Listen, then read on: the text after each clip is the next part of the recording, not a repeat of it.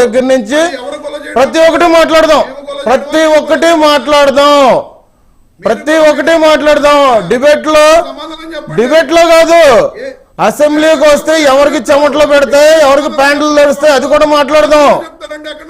జగన్మోహన్ రెడ్డి గారు అసెంబ్లీకి వస్తున్నారంటే మీరేదో కొంచెం సంబరాలు చేసుకుంటారేమో. సో ఇక్కడ ప్రజల సొమ్ము, ప్రజల తరపున ప్రజలు ఎన్నుకోబడ్డ నాయకుడు వచ్చి సమాధానం చెప్పాలి, మాట్లాడి తీరాలి. డెఫినెట్లీగా జగన్మోహన్ రెడ్డి గారు వస్తే ఆయన ఎదుర్కొనే పరిస్థితులు పరిణామాలు చాలా ఎక్కువగా ఉంటాయి. సో మీరు ఇక్కడ గుర్తుపెట్టుకోవాలి. అంతేగాని జగన్మోహన్ రెడ్డి గారు వస్తే కూటమి నాయకులు చెమటలు పడతాయి, ప్యాంట్లు తడితాయి, ఇవన్నీ కాదు. హుందాగా వస్తున్నారా, ప్రజల తరపున మాట్లాడుతున్నారా. ఆయన ఒక ఎమ్మెల్యే పులివెందులకు సంబంధించి, ఆయన నియోజకవర్గంలో డెవలప్మెంట్ అనేది ఆయన ఎటువంటి బాధ్యత తీసుకున్నాడు, ఆయన చెప్పాలి. ఈ మాటలు వద్దని నేను అంటున్నా. ఆయన రెండు సార్లు ఓడిపోయారు. 2 సార్లు ఓడిపోతే ఏమైంది? ఇవాళ రోజు ఏ పొజిషన్ లో ఉన్నారు? జగన్మోహన్ రెడ్డి గారు, పవన్ కళ్యాణ్ గారు పరిణితి చెందిన నాయకుడు ఇవాళ రోజు ఏ పొజిషన్ లో ఉన్నారు? ఇవాళ రోజు 151కి వచ్చిన వాళ్ళు ఇవాళ 11కి వచ్చారు. మళ్ళీ మీరు సిగ్గులేని మాటలు మాట్లాడతారు.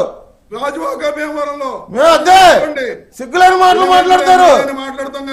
ఇట్లాంటి విమర్శలు ప్రతి విమర్శలు అనేది కాదు. విధి విధానాల మీద సబ్జెక్టు మీద మాట్లాడు. విధి విధానాల సబ్జెక్టు మీద మాట్లాడు. జగన్మోహన్ రెడ్డి గురించి నువ్వు పెద్ద హైప్ చేసుకోవాల్సిన అవసరం లేదు. డిబేట్ లో పెద్ద హైప్ చేయాల్సిన అవసరం లేదు. ఫస్ట్ రమ్మను, ఫస్ట్ వచ్చిన తర్వాత మాట్లాడమను, తర్వాత వాళ్ళు మాట్లాడుకుంటారు. ప్రశ్నలు గాని సమాధానాలు గాని. నీ నాయకుడి గురించి నువ్వు ఈ డిబేట్ లో హైప్ చేసుకోవడానికి కుదరదు. నేను అధికారంలోకి రాగానే సుగాలి ప్రీతి కేసు టేకప్ చేస్తా అన్నారు. అన్ని వస్తాయి.